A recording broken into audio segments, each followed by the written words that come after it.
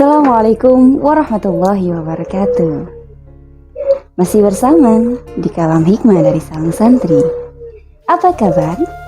Selalu syukur terhadap kesehatan dan kenikmatan yang meliputi kita. Jangan lupa untuk tetap bersemangat menjalani hidup dan kehidupan. Sahabat Syakik Al-Balkhi, beliau adalah guru dari Hatim Al-Asam rahimahullahu anhu. Beliau mengatakan, ada 5 hal yang patut kalian lakukan.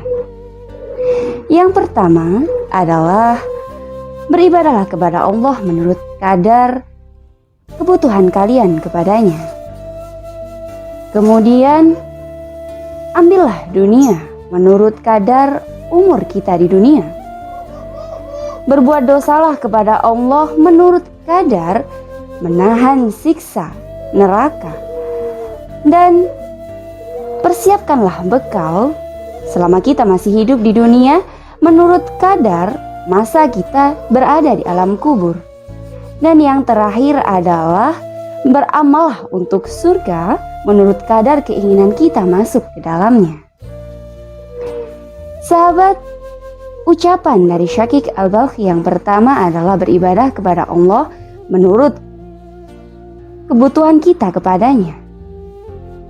Menelisik dan meneliti diri kita memang harus dilakukan. Mempertanyakan seberapa besar rasa butuh kita kepada Allah Subhanahu wa Ta'ala dan apa buktinya adalah hal yang penting untuk dilakukan. Kita mungkin bisa dengan mudah menjawab dengan lisan kita, kita sangat membutuhkan Allah, atau tidak ada yang lebih kita butuhkan daripada Allah. Tetapi apakah itu sesuai dengan kenyataan yang terjadi pada kita? Pantaskah kita mengatakan kita sangat membutuhkan Allah dan tidak ada yang lebih kita butuhkan kecuali Allah, tetapi pada kenyataannya kita masih lebih banyak berharap kepada makhluk, masih lebih banyak meminta belas kasihan makhluk. Kita masih beribadah, baik itu ibadah ritual ataupun ibadah sosial dengan motif lain di dalam hati kita. Dan bukan semata-mata karena kita ingin menghamba kepada Allah atau kita mengharapkan pertolongan darinya. Maka mulai saat ini cobalah hitung berapa banyak ibadah yang kita lakukan karena Allah dan berapa banyak ibadah yang kita lakukan yang di dalamnya terselip niat selain Allah.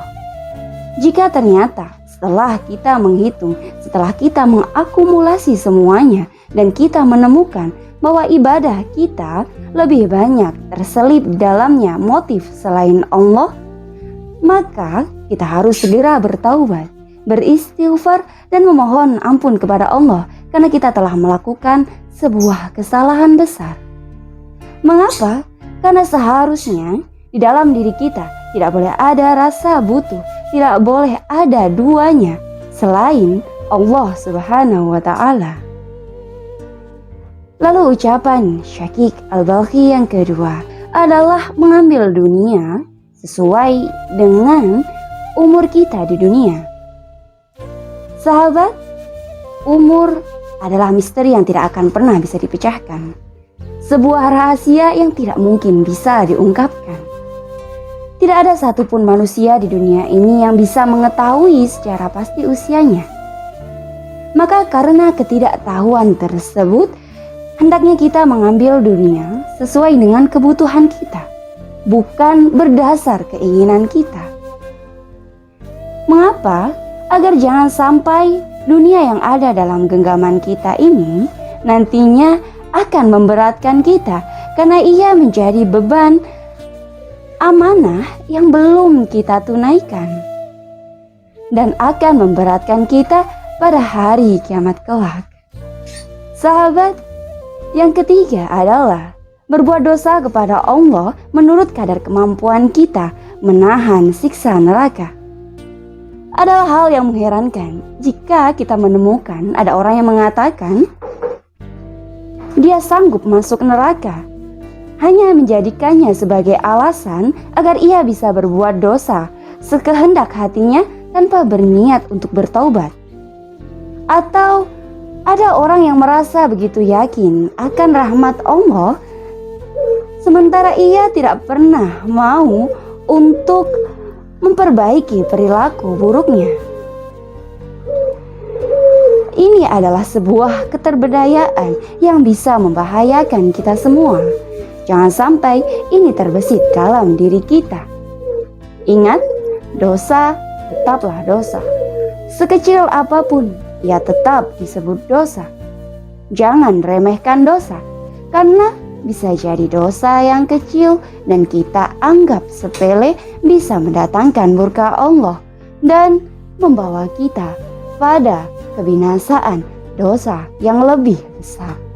Sahabat, ucapan Syakik Al-Balkhi yang keempat adalah persiapkan bekal menurut kadar masa kita di alam kubur. Kita semua tahu, alam kubur adalah tempat transisi. Nabi Shallallahu Alaihi Wasallam bersabda, kubur adalah salah satu tempat persinggahan dari sekian banyak tempat persinggahan akhirat. Bila kita berhasil selamat dari siksa kubur, maka yang setelahnya akan menjadi lebih mudah. Tetapi bila tidak, maka yang setelahnya akan menjadi jauh lebih berat. Masalahnya, masa transisi di dalam kubur ini, perpindahan dari dunia menuju akhirat ini, hanya akan berakhir ketika hari kiamat tiba. Dan hanya Allah lah yang tahu kapan hari kiamat itu akan datang.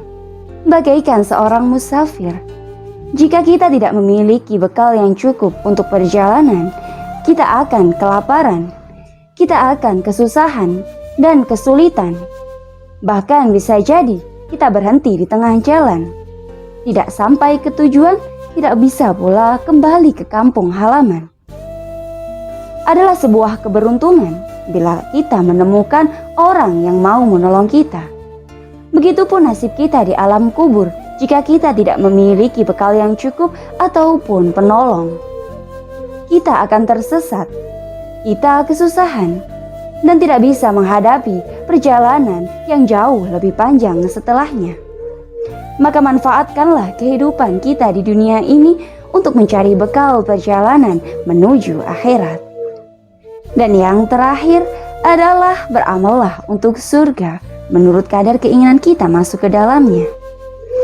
Siapa di antara kita yang tidak senang mendengarkan atau membaca tentang kenikmatan-kenikmatan surga, baik di dalam Al-Quran, hadis, ataupun dari para ulama-ulama dalam kitab mereka. Tetapi adalah sebuah kebodohan jika kita mengangankan masuk surga sementara kita tidak membeli tiketnya. Maka jika memang kita memiliki keinginan yang sebegitu kuat untuk masuk ke dalam surga, lakukanlah ibadah, lakukanlah amal kebajikan yang mengantarkan kita ke sana.